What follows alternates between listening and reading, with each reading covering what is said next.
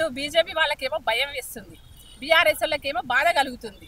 భయానికి బాధకు రెండు విషయాలు నేను ఒకటే చెప్తున్నా. వాళ్ళకి ఎందుకు బాధ కలుగుతుందంటే బీఆర్ఎస్ వాళ్ళకు మాకు 10 సంవత్సరాలు తెలంగాణ రాష్ట్రంలో తెలంగాణ ఏర్పడిన తర్వాత 10 సంవత్సరాలు మాకు పట్టం కట్టిన తెలంగాణ ప్రజలకు మేము ఏం చేయలేకపోతే మాకు ఇంత మంచి ఆలోచన ఎందుకు రాలేదు, మేము ఏ ఒక్క పథకాన్ని కూడా మేము ప్రజలకు అందించలేకపోయినాం, అన్ని స్కామ్ల పథకాలే తెచ్చినాం తప్ప ఏది కూడా ప్రజల కోసం సంక్షేమ పథకాలు మేము తీసుకురాలేదు, స్కామ్ల పథకాలే తీసుకొచ్చినాం అనేసి బీఆర్ఎస్ వాళ్ళు బాధపడుతున్నారు. లక్షల కోట్లు అప్పు చేసినాము, ఈరోజు తలా ఒక దిక్కు వెళ్ళిపోతున్నాము, తూర్పు పడమరలు అన్నట్టుగా తండ్రి ఒక పక్క, తండ్రి పామోదులకి వెళ్ళి బయటకు వస్తలేడు, చెల్లి ఒక పక్క, అన్న ఒక పక్క, బావ ఒక పక్క అన్నట్టుగా వాళ్ళ కుటుంబ వ్యవస్థ ఏదైతే నలుగురు చేతుల్లో బందికానై 10 సంవత్సరాలు బాధింపబడ్డదో తెలంగాణ రాష్ట్రము, ఈ రోజున వాళ్ళనే తెలంగాణ రాష్ట్ర ప్రజలు తరిమి కొడుతున్నారు. వాళ్ళు తలో దిక్కు వెళ్ళిపోతున్నారు, వాళ్ళు ఆ విధంగా బాధపడుతున్నారు. ఇక బీజేపీల గురించి చెప్పని అవసరమే లేదు. ఎందుకంటే వాళ్ళు బీజేపీ వాళ్ళ భయం ఏంటంటే మేము ఏదో బీఆర్ఎస్ఎల్లను తోటి పొత్తు పెట్టుకొని తెలంగాణ రాష్ట్రం లోపల మేము జెండా బాద్దామని వాళ్ళు అనుకున్నారు.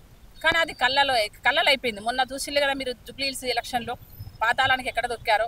ఆ రోజున 8 పార్లమెంటు స్థానాలు వాళ్ళకి ఇస్తే బీఆర్ఎస్ తోటి పొత్తు పెట్టుకొని లోపాయికారు ఒప్పందంతో 8 స్థానాలు వాళ్ళు కైవసం చేసుకొని ఈరోజు తెలంగాణకు వాళ్ళు తెచ్చిన నిధులేంది మీరు ఒక్కసారి చూడండి.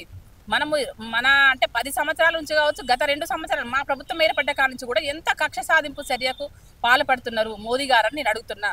ఇంత అవినీతికి చేసుకుంటా దేశానికి తెలంగాణ రాష్ట్రాలను విభజించి పాలిస్తున్నావు మోదీ అని నేను అంటున్నా. నువ్వు ఒక ప్రధానివై ఉండి విభజించి పాలిస్తున్నావు. పక్క రాష్ట్రానికి అన్ని నిధులు వెళ్తాయి, మా రాష్ట్రానికి ఎందుకు నిధులు? మేము ఇచ్చే జిఎస్టీ ద్వారా మీకు ఎంత మేము పంపిస్తున్నాము సంవత్సరానికి, మీరు మాకు ఎంత కేటాయిస్తున్నానంటే ఈరోజు తెలంగాణ ప్రజలకు నువ్వు సమాధానం చెప్పాలి.